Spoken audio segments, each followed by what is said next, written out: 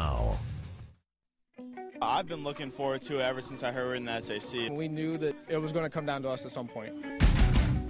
We saw it coming, and we're preparing now. We want to prove ourselves against Snyder and prove ourselves in the SAC.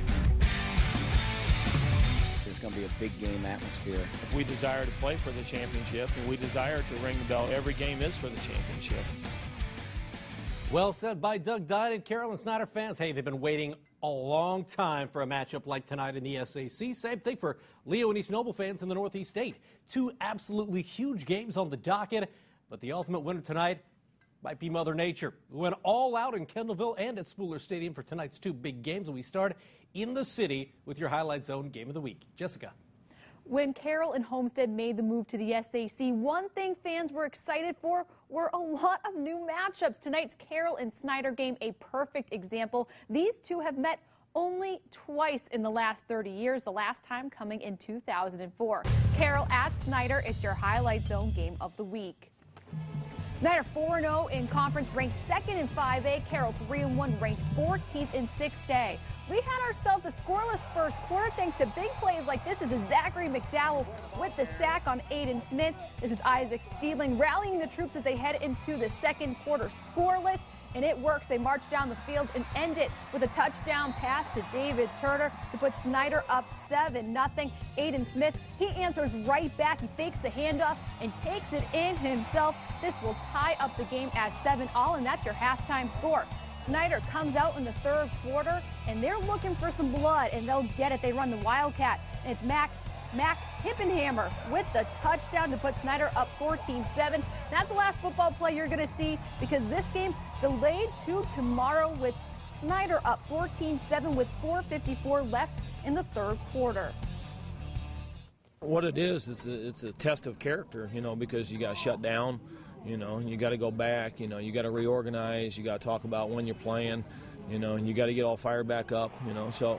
How we handle this situation is the true test of adversity, and how we deal with adversity.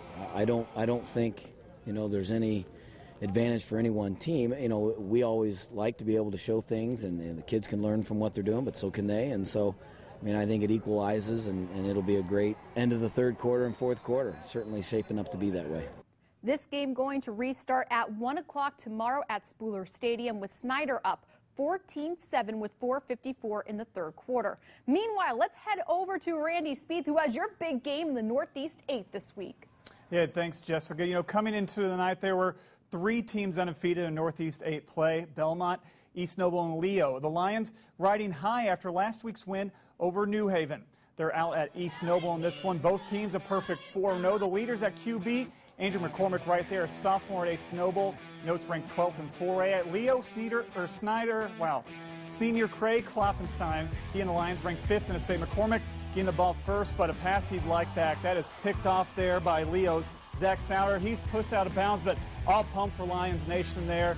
Next drive for the Lions would be Craig Kloffenstein, adding this to his all-conference resume hopes. Hailing this one out to Gunnar Brown, 7-zip Lions back in the end zone there. That was a score after 1. Second quarter, same score, Kloffenstein, second touchdown of the game. Airing this one out, this is Bo Carpenter reaching his hands out for the snag. 14-zip from there. Leo up 21-zip at the half.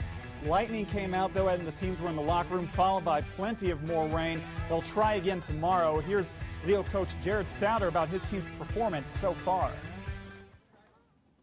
We've been playing well defensively. Our defensive coaches had a good game plan, and kids are executing it. But we have a long way to go in this thing. East Noble's a very good football team. They can put points up quickly. So whenever we resume it, we're going to have to continue to play hard and keep our focus and be ready to go.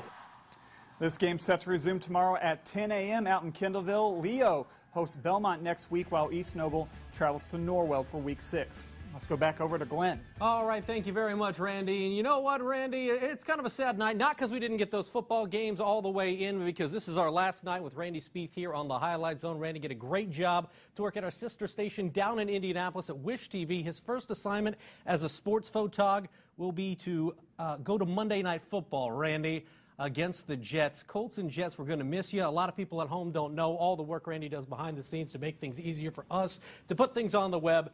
and for our photography staff. So Randy is going to be a very missed and appreciated member of the Highlight Zone team. We wish you well in Indy, Randy. All right, thank you much. Back to football, where the two biggest games of the night are in the book, but there's plenty more to go. At Lures Field, Knights ranked 4th in 3A, but haven't been healthy all season long. See if a Lures team on the men could take down a high-powered Concordia offense. It was a good one at New Haven. The 14th-ranked Bulldogs looking for a bounce-back performance as they host Norwell, and two undefeated teams clash in Pinedo. Woodland at Southern Wells. A lot of offense there, much more coming up in the zone. Hey, Carroll!